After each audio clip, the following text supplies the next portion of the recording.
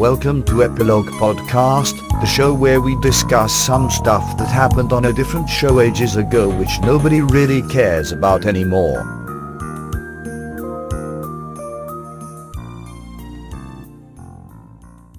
Hi, I'm Portponky. And I'm LeBloc.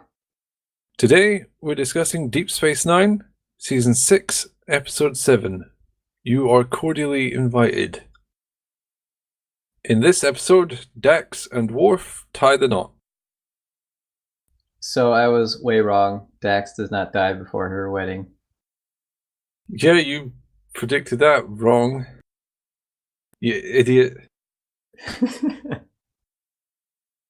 It was funny watching the episodes leading up to this one with that in my head and how it changed some of the dialogue. I think they were hinting at it. If you hadn't said that, I never would have thought about it because obviously I knew the outcome in advance. So I think they were leading on to that, like a decoy kind of thing. I think they were too. I thought for sure it would happen in this season's opener when they show you that scene where Dax says to Worf, whatever she says, saying that she'll marry him. It seemed weird to point that out unless you were going to kill her off and then it would have greater impact. We don't need to be reminded that these two characters are going to get married. They talk about it so much leading up to this episode. No one would have been confused. Oh, I think your prediction was a sensible one. I mean, it was wrong, but it was a good guess. I think that's what the writers wanted people to think. Probably. Anyway, they get married. Yes, this episode reminded me of... have you ever seen any shonen anime? No. Like One Piece or... yes. Whatever. Oh, okay. Well, whenever there's a big fight, there's always an episode or two afterwards where they have a big party. This reminded me of that kind of thing. And you know what? It feels good. Or at least the first half of the episode where everyone's just super happy did feel good. And then everyone doesn't feel as super happy. Then there's some strife that I struggled to care about. Go on. Well, we've just had a massive space war. Millions are dead. And now it's, will they, won't they? Okay, well, they probably will, because it's Star Trek, and the episodes tend to be kind of little capsules you can swallow. But, I don't know, it's just difficult to care that much. When you frame it that way, I could see that definitely. How can you care about tiny squabbles when hundreds of people died and ships were blown up? Everyone's got blood on their hands. Even Quark killed some people. But life goes on. Life returns to normal. Within half an episode. Life also returns to the cave set. I am getting so familiar with that set. One of the rocks I noticed was from Zial and Garrick's sauna program. I walked past it and I thought, yeah, that's the sauna rock. I must say, despite the fact that this episode has kind of storm in a teacup kind of drama and things like the cave set, and they're basically marching out a bunch of cliches that they haven't been using for a while, it was still fun. They used some cliches, but they also subverted some expectations. I really like that it's Worf who's obsessed with the details of the wedding. It's almost always the bride. You never hear about a groom caring about a wedding. And it makes so much sense here because Worf is all about honor and tradition and wanting to prove himself, so he would be obsessed with it. It has to be 100% Klingon. So I guess, have you heard the term bridezilla? Yes. Well, he's a groomzilla. Then Groomzilla. The fact that's such a ridiculous word, I guess, proves that They are turning this sort of sexist trope all around. And along with that, it's Dax trying to prove she's worthy. You almost always see the opposite, where the man is trying to prove that he's worth marrying the woman. So I was really happy to see that. I've never seen that subversion before. And it wasn't for subversion's sake. It made sense for the characters and the situation they were in. It was not forced. Not at all. No, it was totally a natural extension of how these characters feel and what's going on. I also like kind of on the same theme. I like that it was Dax who was the one who punched the mother-in-law. Yes. That was a good punch. There's been a few good fistfights this season. They really know how to do them now. I don't know why they're so good. They are. Yeah, Kira brutalized Damar, and now we see Dax one-punching Marduk's wife. Those are my top 2 punches, probably. The comedy in this episode was pretty decent. I agree, but I don't like anything that includes Alexander. He was okay. I guess I didn't like in the beginning where he's telling of tales of how inept he is. I don't find that endearing. You're just focusing too much on sons and daughters, the episode 3 of the season. He was Probably. actually okay in this one. There's the good bit where they all look at him and he's like, I don't know. But I can't even say my name in Klingon. That line is pretty good. But there's a few bits of visual humor, which is something they rarely do. But there's a couple of good ones. There was Martok goes to pick up the baseball. And Cisco just sort of swoops in and takes it out of his hands before he can grab it. There was no point to that, but it was quite funny. I guess Cisco's earned the baseball back. He's not letting other people muck about with it.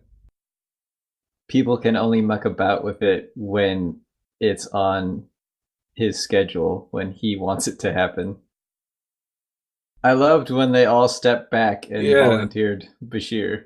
That was the other bit of visual comedy that gave me a good chuckle.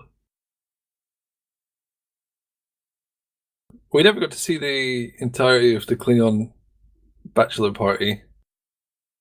Did you want to? One of the trials was death. And it seemed like the 2 trials we did see were quite literal.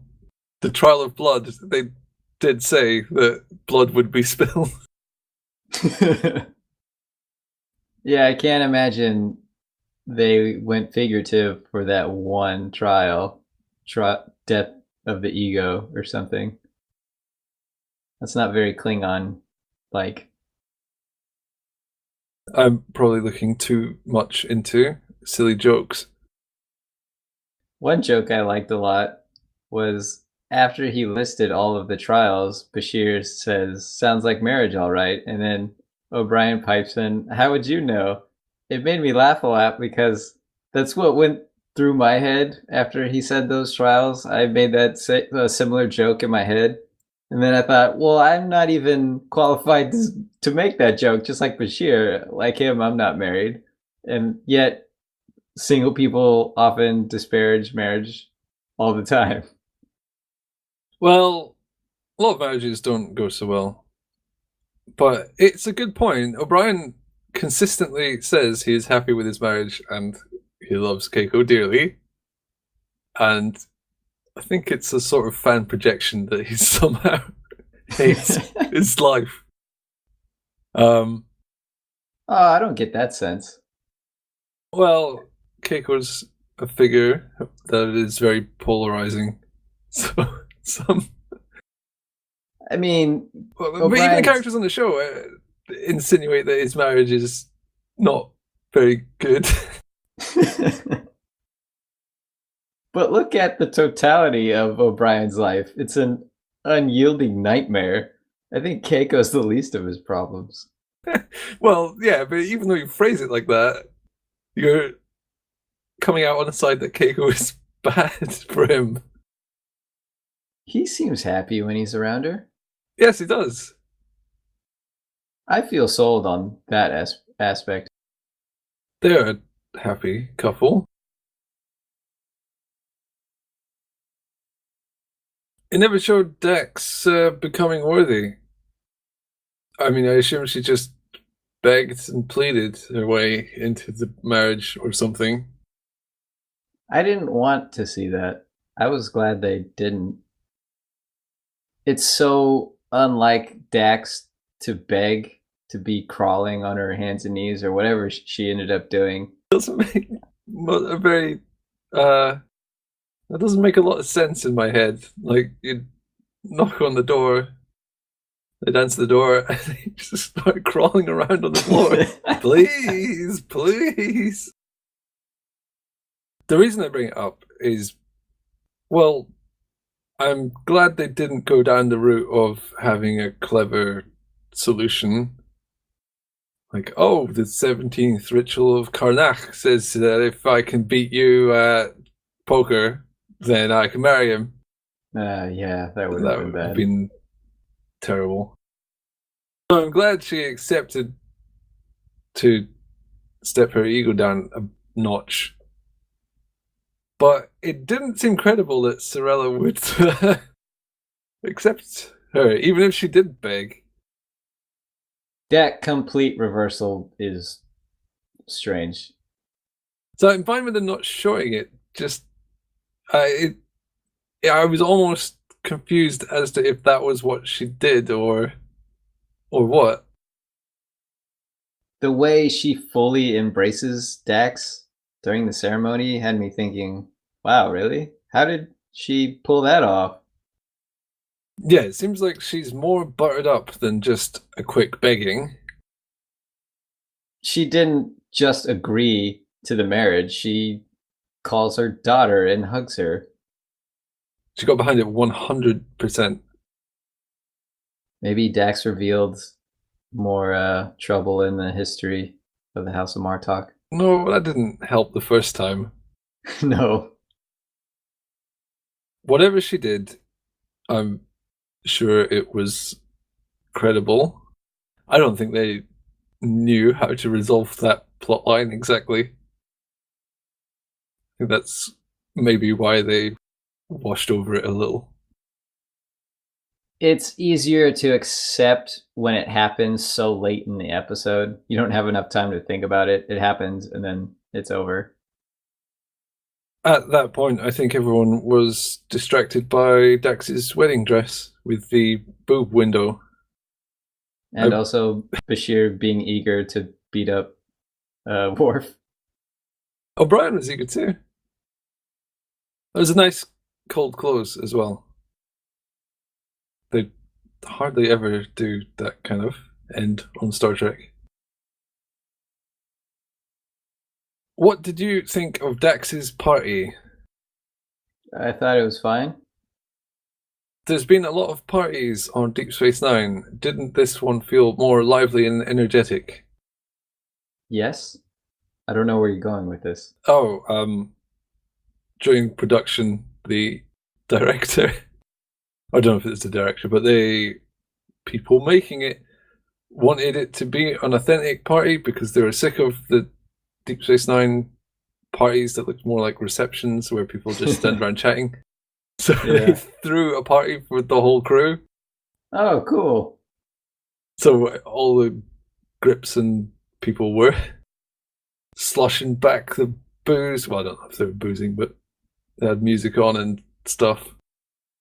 So the actors had to shout over everyone.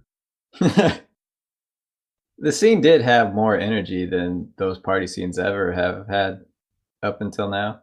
Oh, way better. Yeah. I mean, those old ones I didn't even think of as parties. When you said that, I thought, oh yeah, I guess those were parties. Parties that someone's parents might throw.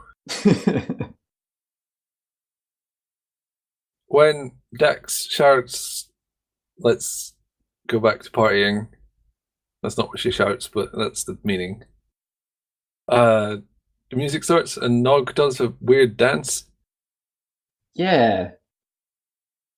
Aaron Eisenberg said that was the only thing he improvised that made it into the show throughout the whole run of the show. It's good though. I can see why they put it in. That means Terry Farrell was quick because she started mirroring him. Yep, she joined in improv too. Does that mean they are typically instructed on how to dance? I don't think there's been a dancing scene until now. The parties they throw usually don't have people dancing or moving. Or enjoying themselves? Nope. It's just water cooler chit-chat everywhere. But this was the bomb. They even had a Samoan type guy spinning fire around, which probably looked really cool. Even though that was clearly taken from our time, I was fine with it because I'm sure it got them pumped up and excited, and it was fun to watch anyway. Oh, come on! They've been doing that for 400 years, I would bet. In the past, from now, I mean, they'll be doing that 400 years in the future. People love having hobbies and circus skills. You must have some circus skills. But would a Trill know about circus skills? Well, I guess one. He wasn't a Trill. No, I mean Dax. She's the one who hired him. She didn't hire him. She knew him from. He was a Starfleet guy. She knew him. Oh, okay. She didn't just go, we need a Samoan dancer. Let's get the phone book out. Look it up on Yale.com. Samoan dancers near you. Oh, look, there's one on Bajor. What the hell's he doing there? Flaming stick. There was something that kind of puzzled me in this episode, and that's when Quark says, "I thought writers slept late." I don't think of writers as having a reputation for sleeping in. The writers that I can think of that I know their sleeping habits are Asimov, Hemingway, and Vonnegut, and they all were early risers. So I don't know where that came from, or maybe I'm off and people think of writers as people who sleep in. I think it's just a stereotype because they're kind of not freelance, but they don't have office hours, so they get up whenever. I doubt it's true. Yeah, it stood out to me because he took it as fact that they all sleep in. Well, Quark isn't that wise. He doesn't seem well read. Even though he's the one that quotes the most books and stuff, although it's always for a laugh.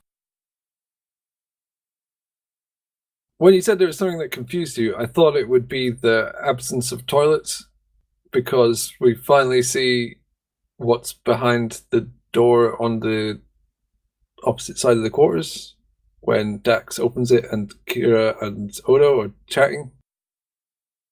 That's the only room in the standard quarters layout I don't think we've seen yet. And it's not a toilet, it's a little closet. They all relieve themselves in the airlock. Whoa, what? That would make the airlock very smelly. Yeah, it's a huge problem. Why don't you just go the replicate? Oh no. Because it can disassemble things.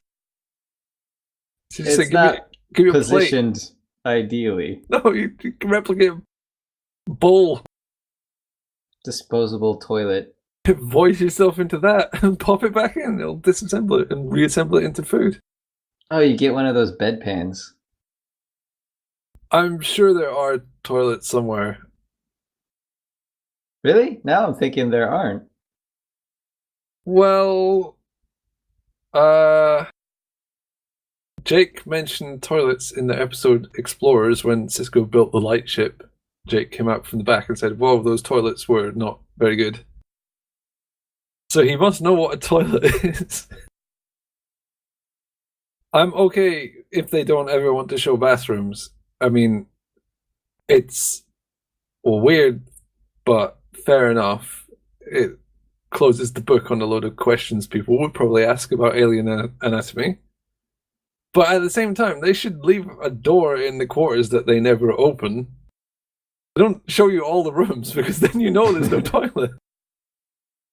If you leave one room unexplored, you could always point to that as the solution to any problems. Oh, it's behind that door.